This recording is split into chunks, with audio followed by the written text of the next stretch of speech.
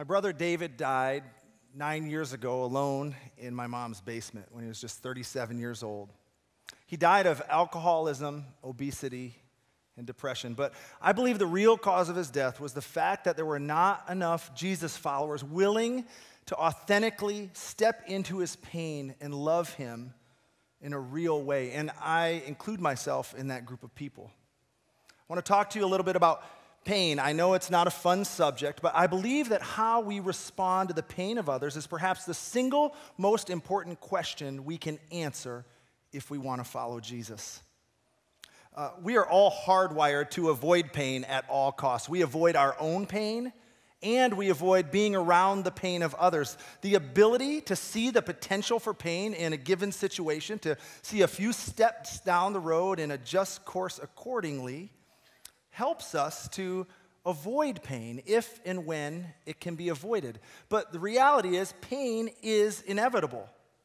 It is unavoidable. Now, I actually made it through the first 25 years of my life pretty much pain-free.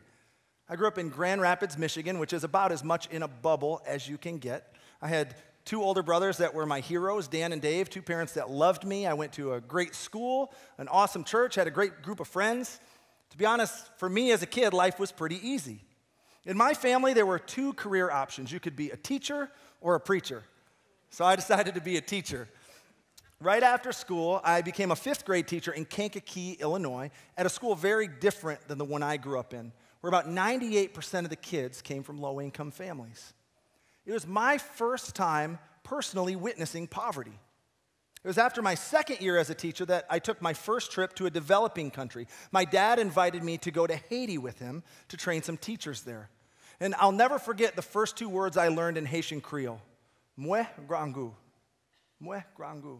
I'm hungry. I'm hungry. Young kids would run alongside the cars we were in crying those words. I'm hungry. I'm hungry. Now, as a teacher, I'd seen poverty. The first homeless person I ever met in my life was a 10-year-old girl in the fifth grade class I taught. But I'd never seen anything like this. Kids with no safe water to drink, no food to eat, and often no shelter over their heads. It absolutely wrecked me. And so I came back from Haiti with an application to be a teacher there. But I was getting married the next summer, and all my friends and family told me that moving to Haiti as newlyweds was a bad idea because it wasn't safe. So despite a deep desire to do something to help those kids, I froze. I chickened out, and I let fear get the best of me. And instead, I took an incredible job doing youth ministry with Youth for Christ in Champaign, Illinois, working with high school students. But I knew deep in my spirit I had ignored a whisper from God to do something to help the poor. Well, it was during my first year of ministry and my first year of marriage that I had my first real personal experience with pain, and that bubble I grew up in was burst. My dad went in for what was supposed to be a routine rotator cuff surgery on his shoulder. Surgery went great, but something happened in post-op, and he slipped into a coma. And he died 3 days later on Mother's Day. It absolutely wrecked me. Here I was in my first year of marriage, 25 years old, first year of ministry, and I was struggling to even talk to God at all. Well, 2 years after losing my dad, almost to the day, I got a phone call that would change my life. It was one of my high school football buddies, Mark Smith.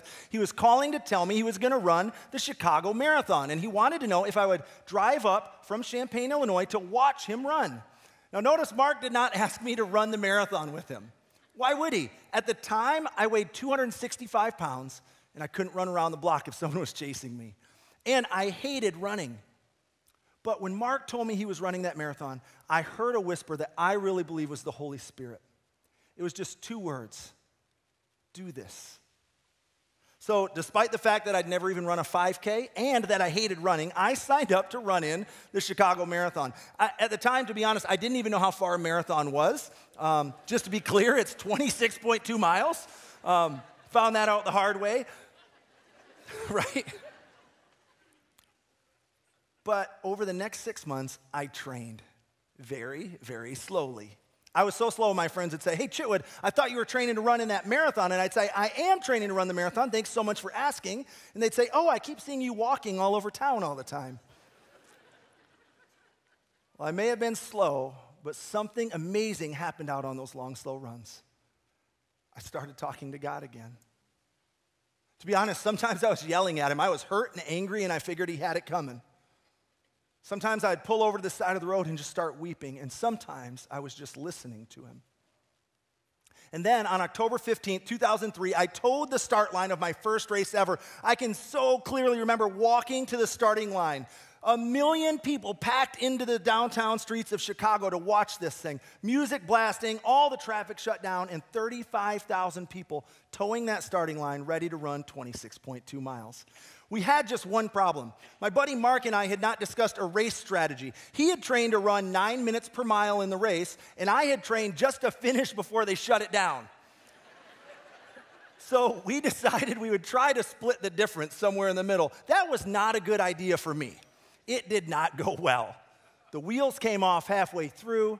I was in pain the entire time. That race was harder than I could have imagined. It destroyed me.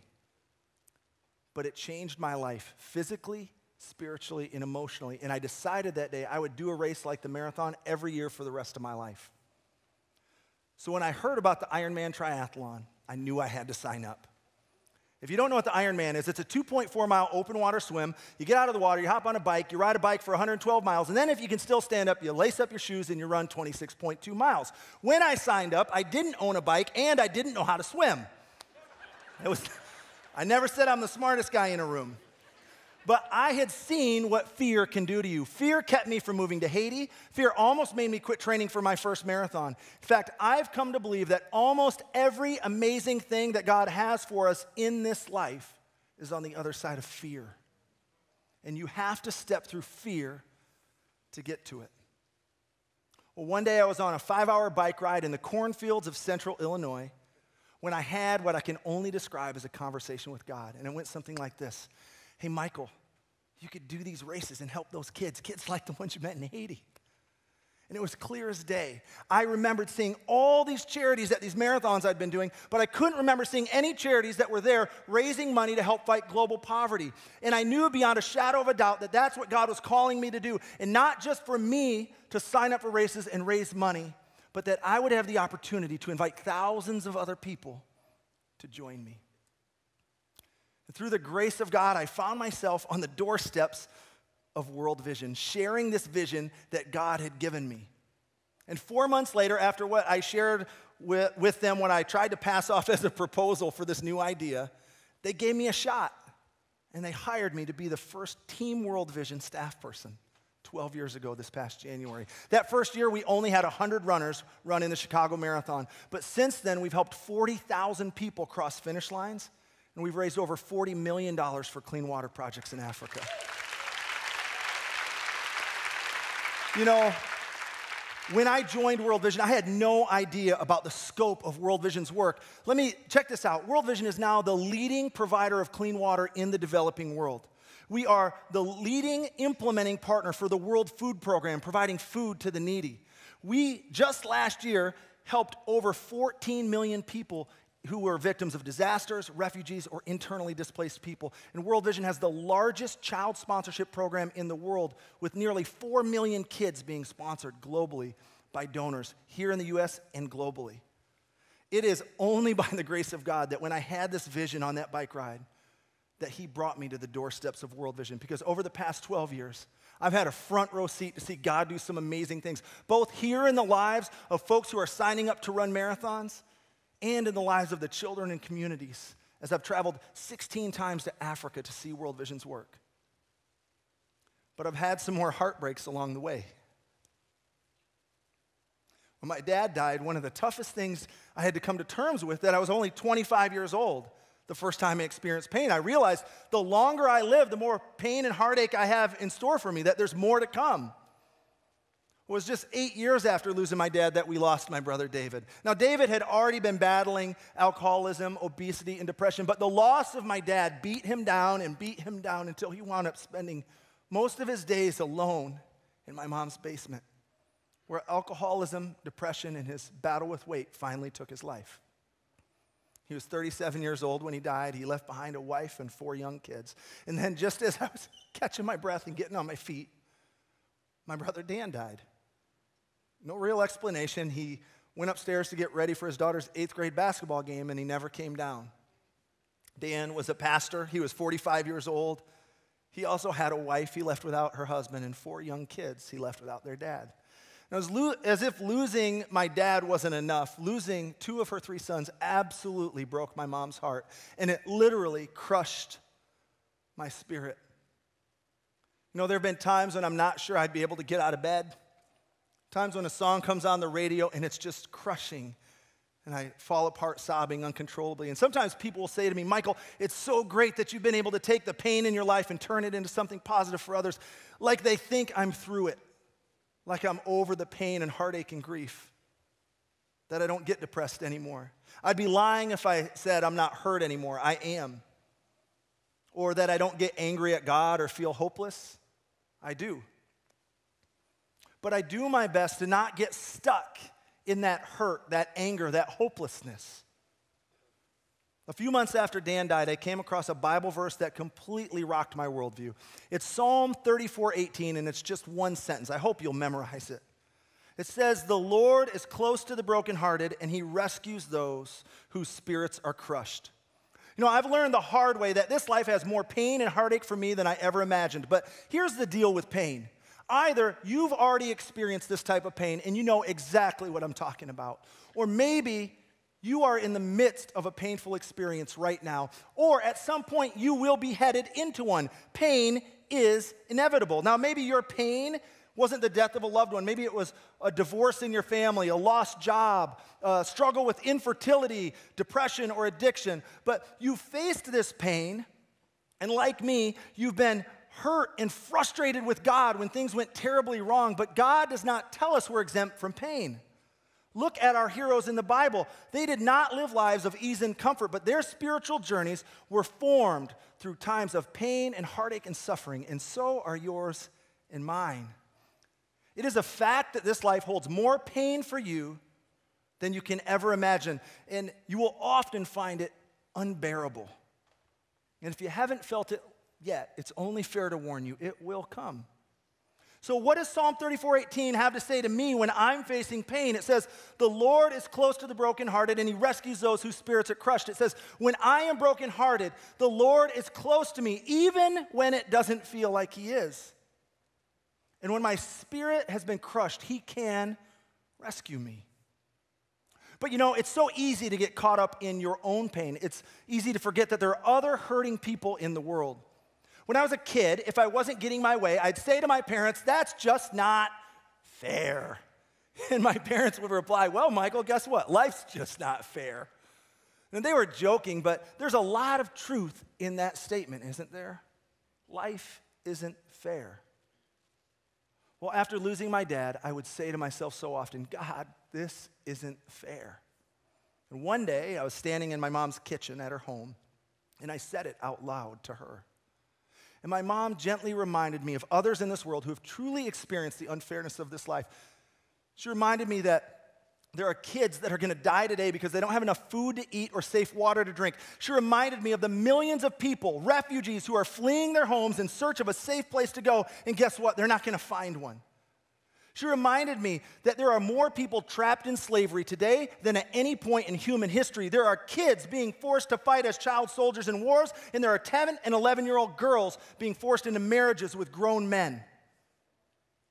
And then I began to think of my World Vision sponsored child, Maureen, who lives in rural Kenya. Maureen was just 3 years old the first time I met her. In her community, there was no access to safe water. The school she went to was a wooden shack. Half the kids died before their 5th birthday. And there was no health care at all. Maureen has fears and worries and pain, the likes of which I will never have to know. Sure, I've faced more pain and heartache in this world than I ever imagined possible, but I've also seen our fellow man living in conditions that are unspeakable. It's easy to get focused on my own pain. I can forget that there are other hurting people in this world. What does Psalm 34:18 have to say to them? The Lord is close to the brokenhearted, and he rescues those whose spirits are crushed. It says that when others are brokenhearted, the Lord is close to them, even when it doesn't feel like he is. And when their spirits are crushed, he can rescue them. A couple of years before my dad died, my brother Dan gave him a journal called A Father's Legacy. And on one of the last pages, my dad answered this epic question: what is the spiritual legacy you'd like to leave for others? Here's his response, written on his way home from an amputee camp in Sierra Leone, Africa, where they were fitting people who were victims of the Civil War, amputees, with prosthetic limbs made out of old truck tires and pipes. He said, several pages in this book were written on my Sierra Leone trip. This is my last one on the way home. As I sit here in a first-class seat and think back of the people on the streets of Freetown, and the poverty now that I've seen in Haiti, Nicaragua, and Freetown has forever changed my life. The absolute luxury we enjoy in America is hard to enjoy once you've seen our fellow man living in poverty, not knowing if they will have a next meal or when they'll have a meal. What spiritual legacy do I want to leave? Only that we will remember the poor and do what we can to relieve their suffering. Folks, there is often very little we can do about our own pain. But there is always something we can do to relieve the pain of others. It's tough, though.